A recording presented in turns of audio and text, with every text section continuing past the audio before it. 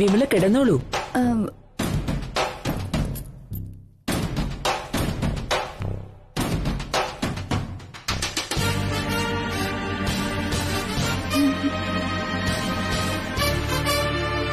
ഡോക്ടറെ, എന്നെ രക്ഷിക്കണം.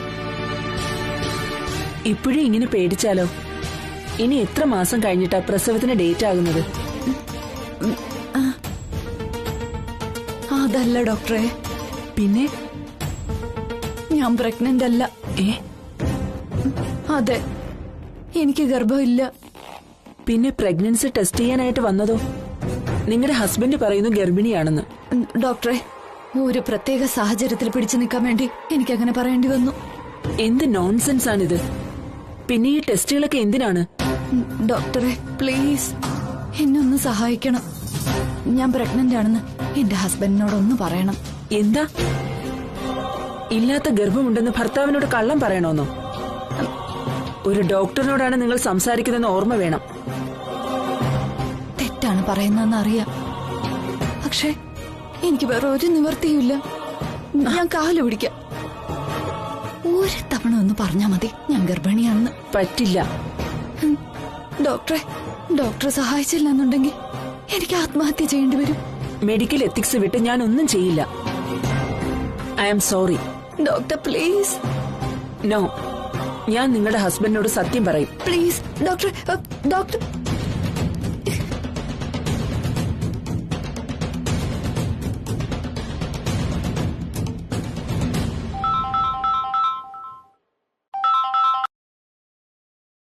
ഹലോ. ആശുപത്രി പോയിട്ട് എന്തായി മോനെ?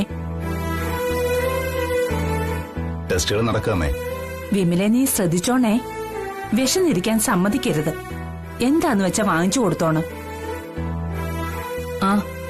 പിന്നെ തിരിച്ചു വരുമ്പോഴേ സൂക്ഷിച്ചു വേണം കാർ ഓടിക്കാൻ. കുഴിയിലെങ്ങും ചാടി അവിടെ ശരീരം ഉടയരുത്. ശ്രദ്ധിച്ചോളാം. ഡോക്ടർ പറയുന്നത് ശ്രദ്ധിച്ചു കേട്ട് മനസ്സിലാക്കിക്കൊണ്ട് വരണം. ഡോക്ടർ വിളിക്കുന്നു. ശരി അമ്മേ, ഞാൻ വിളിക്കാം. ഓ,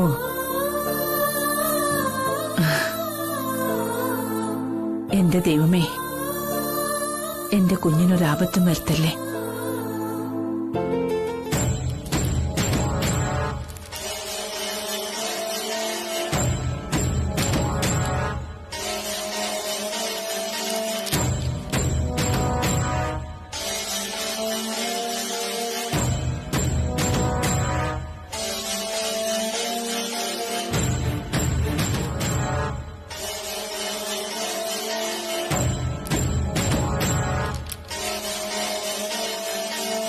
BP വേരിയേഷൻ കണ്ടത് സാരമില്ല.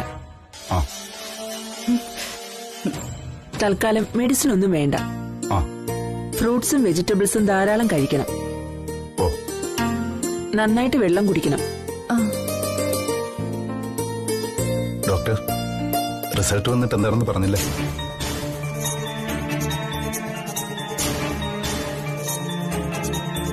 നിങ്ങൾ പ്രതീക്ഷിച്ചതുപോലെ തന്നെ your wife is pregnant.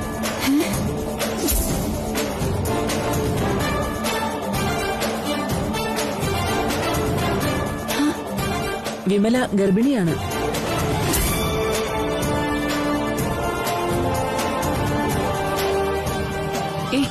Vimala, Vimala, വിമലെ, കണ്ണു തുറക്ക് വിമല. സിസ്റ്റർ, ഡോണ്ട് വറി, നിങ്ങൾ പുറത്തിരുന്നു. ഒന്ന് പിടിക്കും. വിമലെ, വിമലെ, വേഗം. വിമല, വിമല, വിമല, വിമല, വിമല, കണ്ണു തുറക്ക് വിമല. ഏയ് വിമല. ഡോക്ടർ,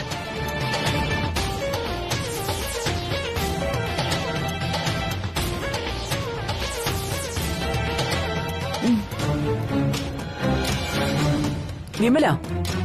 ഏയ് വിമല, ആർ യു ഓക്കെ?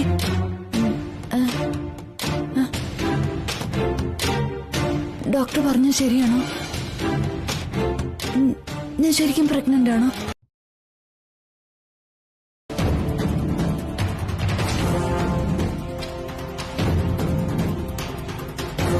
രാവിലെ മേരയും ഭർത്താവും കൂടി ബാങ്കിൽ പോയത് എന്തിനാണെന്ന് നിനക്കും അറിയാവല്ലോ. കള്ളന്മാരെ പേടിച്ച് ഉള്ള സ്വർണം ലോക്കറിൽ കൊണ്ട് സൂക്ഷിക്കാൻ അവര് പോയത്. എന്നിട്ട് ഗോൾഡ് ലോക്കറി വെച്ചില്ലേ? വെച്ചു. പക്ഷേ പിന്നീട് ബാങ്കിൽ നിന്നും അരവിന്ദനെ വിളിച്ചു. അത്യാവശ്യമായിട്ട് അങ്ങോട്ട് ചെല്ലാൻ പറഞ്ഞു. എന്തിനാണെന്നറിയാവോ നിഖിലിന്? ഇല്ല. ഒന്നും ഊഹിക്കാൻ പറ്റുന്നില്ലേ? ഇല്ല മുത്തശ്ശ, എന്താ കാര്യം? ബാങ്കിൽ നിന്നും അരവിന്ദ് നേരെ ഇങ്ങോട്ടാണ് വന്നത്. അയാൾ പറഞ്ഞത് എന്താണെന്നറിയാവോ?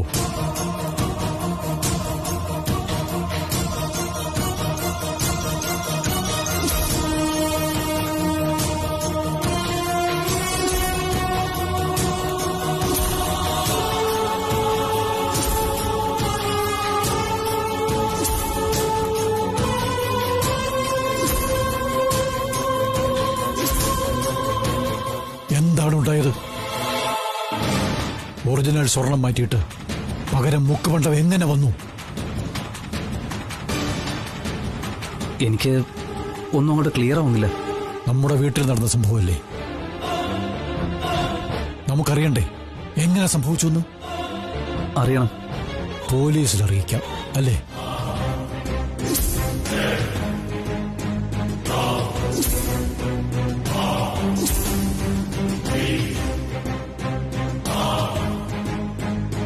അതല്ലേ നല്ലത്? ഒന്നുകൂടി ഇവിടെ എല്ലായിടത്തും നോക്കിയിട്ട്. ഇവിടെ നോക്കിയിട്ട് എന്ത് കാര്യം? നിഖില് പറ, എങ്ങനെ ഈ സംഭവം ഉണ്ടായെന്ന്? ഞാനെങ്ങനെ അറിയാനാ? ഒട്ടും അറിയില്ലേ? അല്ലെങ്കിലും ഇവിടെ എങ്ങനെ? എന്തുണ്ടായാലും എല്ലാവർക്കും എന്നെയാ സംശയം. ഞാനെന്താ കള്ളനാണോ?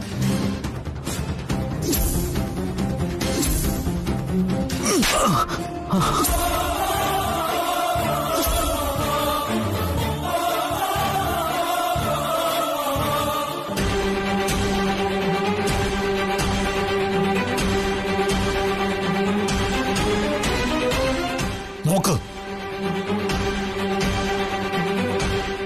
വാങ്ങിച്ച് നോക്കടാ എന്താണെന്ന്.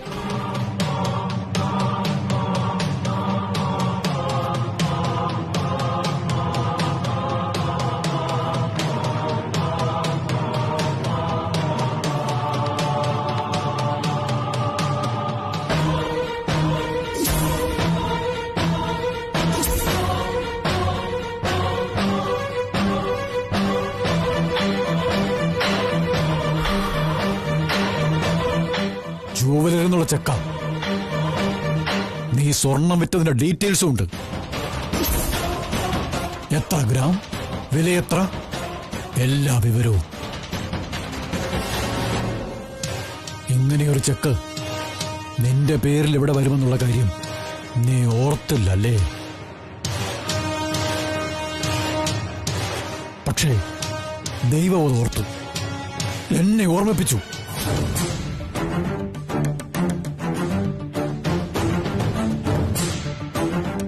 അബദ്ധം പറ്റിപ്പോയി മുത്തശ്ശ,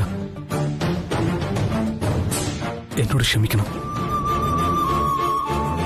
ഓഫീസിൽ പണം അടയ്ക്കാൻ വേറെ വഴി കണ്ടില്ല. അതാ ഞാനിങ്ങനെ ചെയ്തത്. അതിന് കള്ളത്തരം കാണിക്കാനോടാ ചെയ്യേണ്ടത്. മുത്തശ്ശൻ എന്നെ അടിച്ചോ? എന്നെ കൊന്നോ?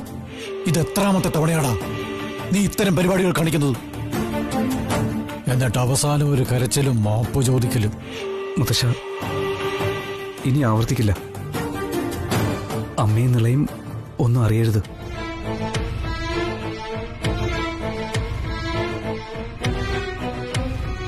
അത് പിന്നത്തെ കാര്യം. ആ സ്വർണം തിരിച്ചെടുക്കണം ജുവലറിയിൽ നിന്ന്. ഞാൻ പറയുന്നൊന്ന് കേൾക്കൂ. കുടുംബത്തിൽ തലമുറകളായി സൂക്ഷിച്ചിരുന്ന കുറെ ആഭരണങ്ങളുണ്ടതിൽ. അവിടുന്ന് അയച്ച ചെക്ക് തിരിച്ചു തരാം. താങ്കൾക്ക് അത് കുറെ ഗോൾഡ് മാത്രമാണ്. എനിക്കങ്ങനെയല്ല. മരിച്ചുപോയ എന്റെ ഭാര്യയുടെയും എന്റെ മകന്റെയും ഓർമ്മകളാണ് ആ സ്വർണ്ണാഭരണങ്ങൾ. പ്ലീസ് അത് തിരിച്ചു തരാൻ ദയവുണ്ടാവണം. സാറിന്റെ ഫീലിംഗ്സ് ഞാൻ മനസ്സിലാക്കുന്നു. ക്ലാസിക് ടച്ചുള്ള ഓർണമെന്റ്സ് ആയതിനാൽ ഞങ്ങളത് ഒരുക്കിയിട്ടില്ല. ഞാനൊന്ന് ആലോചിക്കട്ടെ. ഞാൻ വരാം. താങ്കളും എന്നെ ഒന്ന് സഹായിക്കണം. നോക്കട്ടെ, എന്തായാലും വന്നോളൂ.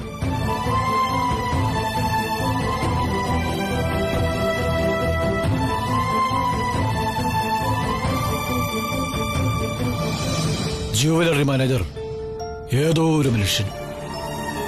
അയാൾക്ക് ഞാൻ പറഞ്ഞത് മനസ്സിലായി. നിനക്കൊന്നും മനസ്സിലാക്കാനായില്ല. ഞാൻ പറഞ്ഞത് കേട്ട് കാണും. നിനക്ക് നിന്റെ അച്ഛന്റെയും മുത്തശ്ശിയുടെയും ഓർമ്മയാണ് ആ സ്വർണ്ണാഭരണങ്ങൾ. അത് വീണ്ടെടുത്തേ പറ്റൂ. വാ, കൈയോടെ പോകാം. ഞാനിതാ വരുന്നു.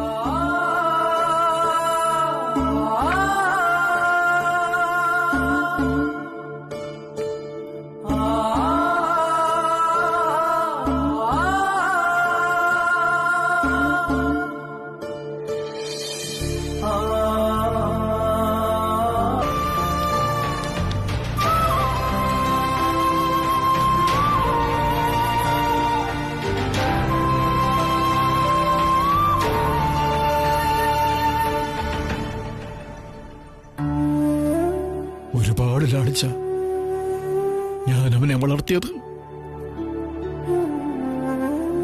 ഉണ്ണിക്കണ്ണെന്ന നീ അവനെ വിളിച്ചിരുന്നത്. മോന്റെ ചോറൂടിന് മോന് നീ സമ്മാനിച്ചത് ഒരു മൈനയെ. പറവകളുടെയും പൂക്കളുടെയും ഫോട്ടോ എടുക്കാനായി ഊരു ചുറ്റുന്നതിനിടയിൽ മൂകാംബികയിൽ കൊണ്ടുപോയി വേണം നിഖിലിനെ എഴുത്തിനെടുത്താണെന്ന് നീ പറയുമായിരുന്നു. പക്ഷേ അവന്റെ 1ാം പിറന്നാൾ ആഘോഷിക്കുന്നതിന് മുമ്പ് നീ പോയി.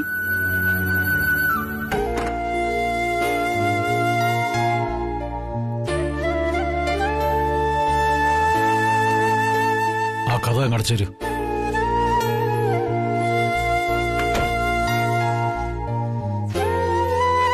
മേരെയും പിള്ളേരും കണ്ടില്ലല്ലോ. ആരെന്ത് ഇങ്ങോട്ട് വന്നത്? ഇല്ല.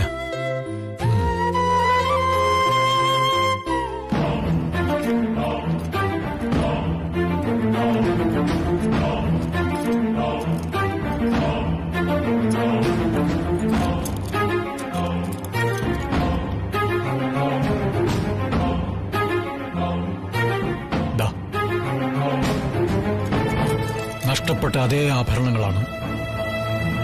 ഇത് പിടിക്ക്.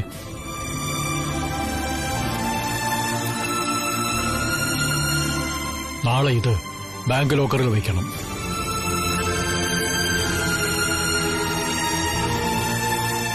മുക്കുപണ്ടം ഞാൻ വെച്ചോളാം. അരവിന്ദ് എന്നോട് ക്ഷമിക്കണം. ഇതൊന്നും സംഭവിക്കാൻ പാടില്ലായിരുന്നു. എങ്ങനെയാണ് സ്വർണം തിരിച്ചു കിട്ടിയതെന്നോ ആരാണ് ഈ സംഭവത്തിന് പിന്നിലെന്നോ ദയവ് ചെയ്തതിനോട് ചോദിക്കരുത്. എനിക്ക് പറയാൻ ബുദ്ധിമുട്ടുണ്ട്.